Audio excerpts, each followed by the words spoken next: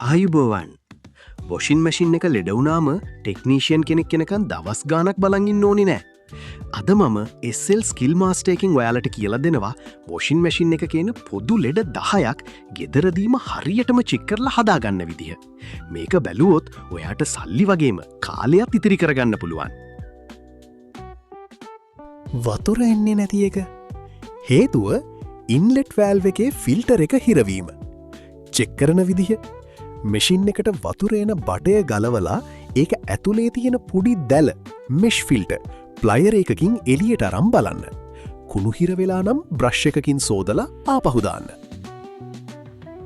සොලිනොයිඩ් වැල්ව් එකේ ප්‍රශ්න. හේතුව වතුර එන එක පාලනය කරන වැල්ව් එක පිච්චීම. මේක පිච්චුනාම වතුර එන්නේ නෑ. චෙක් කරන විදිහ. මල්ටිමීටරයක් කරං වැල්ව් එකේ කොයිල් එකේ කොන්ටිනියුටි බලන්න.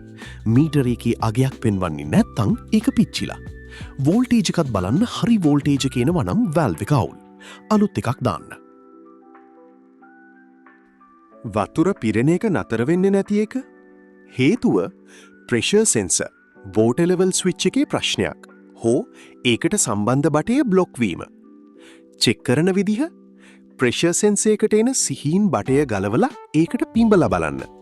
ඒකේ සිදුරක් තිබුණොත් හෝ කුණු හිරවුණොත් සෙන්සර් එකට හරි සිග්නල් එක යන්නේ නැහැ. සමහර වෙලාවට සෙන්සර් එක අවුල් වුණාම මැෂින් එකට වතුර පිරීලා කියලා වැරදි සිග්නල් එකක් යනවා. එතකොට වතුර ගන්නෙ නැතුව මැෂින් එක නිකම්ම ඉන්නවා. මැෂින් එකේ ඩිස්ප්ලේ එකේ PE, IE හෝ FE වගේ එරර් කෝඩ්ස් වැටෙන්න පුළුවන්. මැෂින් එකේ බ්‍රෑන්ඩ් එක අනුව කෝඩ් එක වෙනස් වෙන්න පුළුවන්. වතුර බැස නොයාම no drainage. හේතුව ඩ්‍රේන් පම්ප් එකේ කාසියක් හෝ කටුවක් හිරවීම. චෙක් කරන විදිහ මැෂින් එකේ යටපැත්තේ තියෙන පියන ඩ්‍රේන් ෆිල්ටර් කැප් ගලවන්න. ඒක ඇතුලේ තියෙන කුණු ඉවත් කරන්න. මැෂින් එක ස්පින් වෙන්නේ නැති එක. not spinning. හේතුව පියන වැහුවම වැටෙන ලිඩ් ස්විච් එක කැඩීම. චෙක් කරන විදිහ පියන වහද්දි මැෂින් එකට සිග්නල් එකක් යන්න ඕන. ඒ ස්විච් එක ගෙවිලා නම් මැෂින් එක කරකවන්නේ නෑ. ඒක ඩිරෙක්ට් කරලා හෝ අලුත් එකක් දාලා බලන්න. බෙල්ට් එක කැඩීම. Broken drive belt. හේතුව මෝටරය කැරකුණත් ඩ්‍රම් එක කැරකෙන්නේ නැතිනම් බෙල්ට් එක කැඩිලා. චෙක් කරන විදිහ මැෂින් එකේ පිටුපස පියන ගලවල බලන්න. බෙල්ට් එක ලිහිල් වෙලා හෝ කැඩිලා නම් අලුත් එකක් දාන්න. බෙයාරිං සද්දය. හේතුව ඩ්‍රම් එකේ බෙයාරිං ගෙවීම. චෙක් කරන විදිහ ඩ්‍රම් එක අතින් කැරකිව්වම ග්‍රස් ගාල සද්දයක් එනවා නම් බෙයාරිං ගිහින්. මේක නම් ඉක්මනටම හදාගන්න ඕන ලෙඩක්.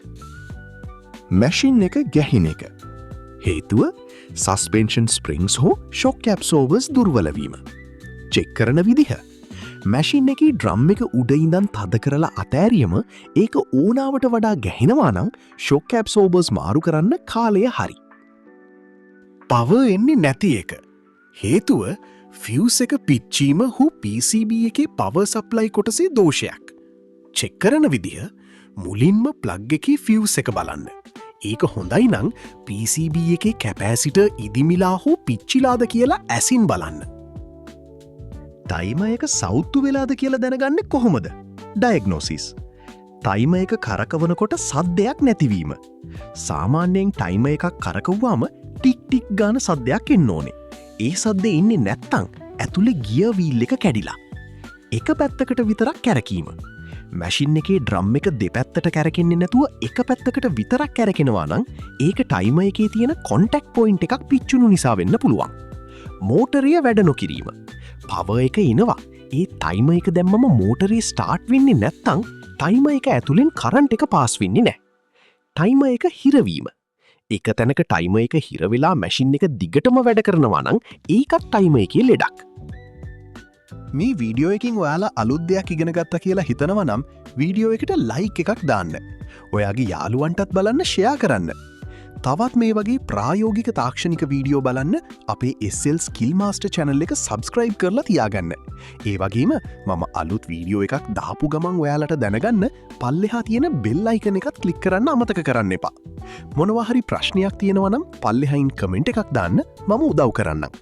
එහෙනම් තවත් වැදගත් වීඩියෝ එකකින් ඉක්මනින්ම හමුවෙමු. මම ඔබේ SL ස්කිල් මාස්ටර්. ජය වේවා.